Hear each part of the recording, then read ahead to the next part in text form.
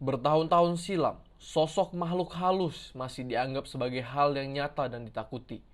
Keadaan yang masih berbentuk hutan dan jalan malam tanpa penerangan menjadi momok tersendiri bagi sebagian orang. Tak jarang, pertemuan dengan sosok-sosok yang diduga mitos menjadi memori yang tak terlupakan dan justru menjadi cerita turun-temurun seperti cerita kali ini. Sebelum ke inti cerita, selamat datang di channel Willy CH. Kenalin gue, Willy Kurniawan.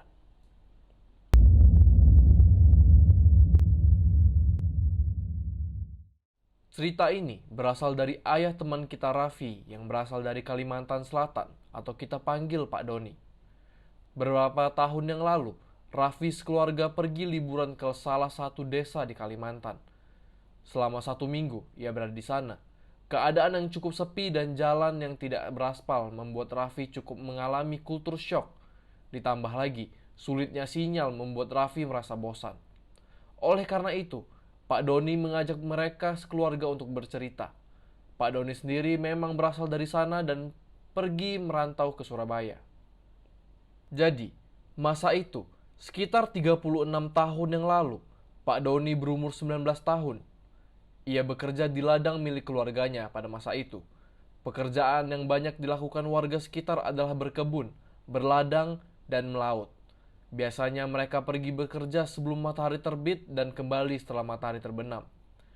Hal ini dikarenakan semua alat dan pekerjaan yang masih dilakukan secara manual, sehingga butuh banyak waktu untuk bisa menyelesaikan pekerjaan mereka. Begitu juga dengan Pak Doni. Beliau mengatakan bahwa ia biasanya pergi pukul 5 pagi setelah sholat subuh dan pulang pada pukul 8 setelah sholat isya. Seperti pada umumnya, saat berladang, Pak Doni melakukan berbagai kegiatan pertanian yang melibatkan pemeliharaan tanah, termasuk pembersihan ladang dan gulma, menyiram tanaman, memberi pupuk, dan panen. Selama berladang, Pak Doni juga masih belajar dari orang tua serta anggota keluarganya mengenai teknik-teknik pertanian tradisional dan pengetahuan tentang tanaman yang tumbuh di ladang mereka. Aktivitas-aktivitas ini merupakan bagian penting dari kehidupan sehari-hari Pak Doni dan keluarganya, membantu mereka mempertahankan mata pencaharian dan memenuhi kebutuhan hidup sehari-hari di desa terpencil itu. Suatu malam, ketika Pak Doni sedang pulang dari pekerjaannya, seperti biasa ia melewati jalan yang biasanya. Jalanan di sana saat itu masih terbuat dari tanah liat yang keras, dengan permukaan yang kasar dan cukup berdebu. Sebagian besar jalanan di sana juga tertutup oleh bayangan pohon yang rindang, menciptakan area yang gelap dan redup. Beberapa bagian jalanan terdapat bebatuan kecil atau akar-akar pohon yang menjorok. Jadi, seperti jalan setapak dalam hutan, tetapi lebih luas dan bersih dari rumput. Malam itu, seperti biasa juga, jalanan hanya diterangi oleh cahaya rembulan yang samar-samar menerangi jalan, menciptakan kontras antara area terang dan bayangan gelap di sekitarnya. Pepohonan besar menjulang tinggi di sepanjang jalanan, menciptakan terowongan pohon-pohon yang menghadirkan bayangan misterius di tanah. Keadaan jalanan yang sepi dan sunyi cukup menciptakan atmosfer yang mendalam dan mencekam pada malam tersebut. Karena keadaan yang memang masih dipenuhi hutan, suara hewan-hewan hutan masih terdengar dari kejauhan. Suara hewan-hewan malam seperti serangga, kodok, dan burung hantu juga sesekali terdengar. Pak Doni sendiri yang memang sudah sering lewat di sana hanya fokus untuk berjalan pulang tanpa memikirkan hal-hal lain. Namun, entah kenapa, malam itu ia merasakan hawa yang cukup panas, karena biasanya suasana setiap malam cenderung dingin. Pakaian Pak Doni juga cukup tipis, yaitu kaos dan celana pendek, sehingga ia merasa ada yang menjanggal. Berusaha menghindari hal tersebut, Pak Doni menyimpulkan bahwa itu terjadi karena ingin hujan sehingga cuaca terasa panas. Ia pun memutuskan untuk melanjutkan perjalanannya. Namun, baru beberapa langkah berjalan, ia melihat sosok bayangan aneh yang terbang di atas pohon hutan. Awalnya, Pak Doni tidak memperhatikan dengan serius. Ia mengira itu hanyalah burung ataupun kelelawar yang berterbangan. Namun, ketika ia melihat bayangan itu semakin mendekat, ia menyadari bahwa itu bukanlah burung ataupun kelelawar. Pak Doni yang sibuk menajamkan penglihatannya pun terpaku. Bayangan itu semakin jelas terlihat. Dan ia terkejut melihat sosok Kuyang dengan isi perut yang sedang terbang. Ia merasakan rasa takut yang mendalam, tetapi juga rasa penasaran yang memaksanya untuk tetap diam dan mengamati. Semakin lama, ia semakin jelas melihat bahwa sosok itu berbentuk kepala terbang dengan organ dalam tanpa tubuh dan tulang. Matanya tajam berwarna merah juga masih terekam jelas di ingatan Pak Doni. Kuyang itu melayang-layang di udara dengan gerakan yang lincah.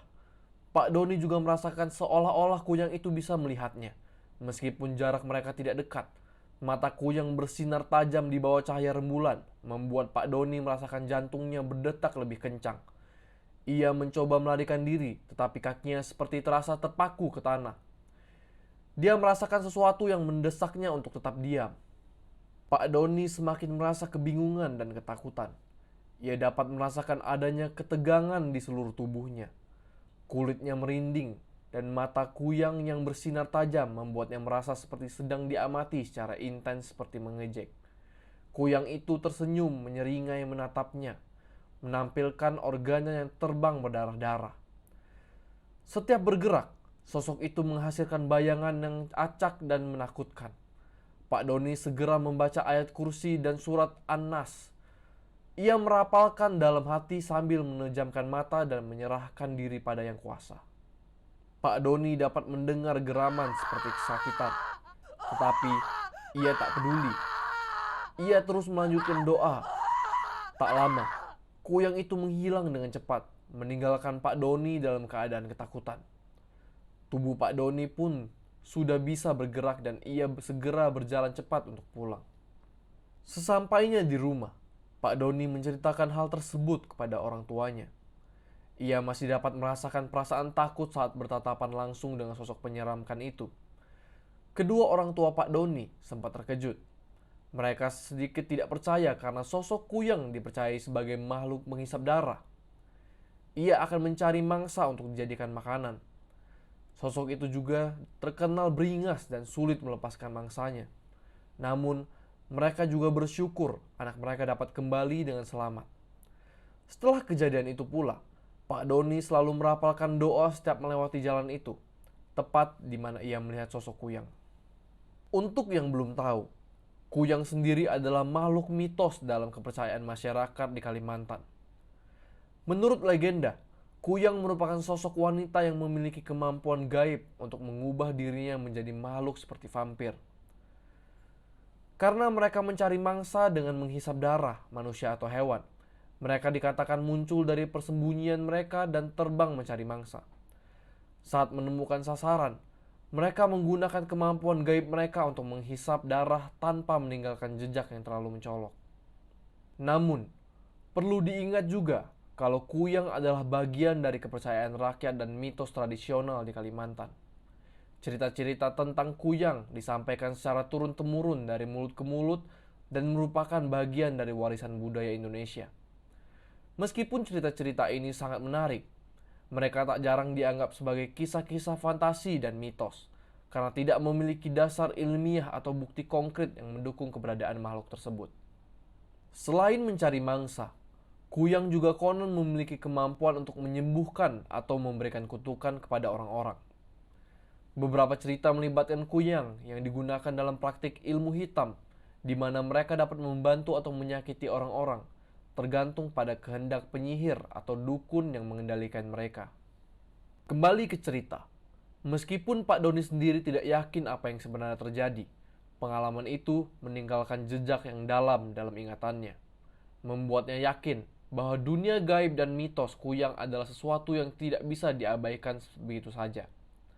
Percaya atau tidak, cerita-cerita tentang Kuyang telah menjadi bagian dari kebudayaan dan tradisi lisan di beberapa komunitas di Kalimantan. Meskipun diyakini oleh beberapa orang, keberadaan Kuyang tetap bersifat mitos dan tidak memiliki bukti ilmiah yang mendukung keberadaan makhluk tersebut.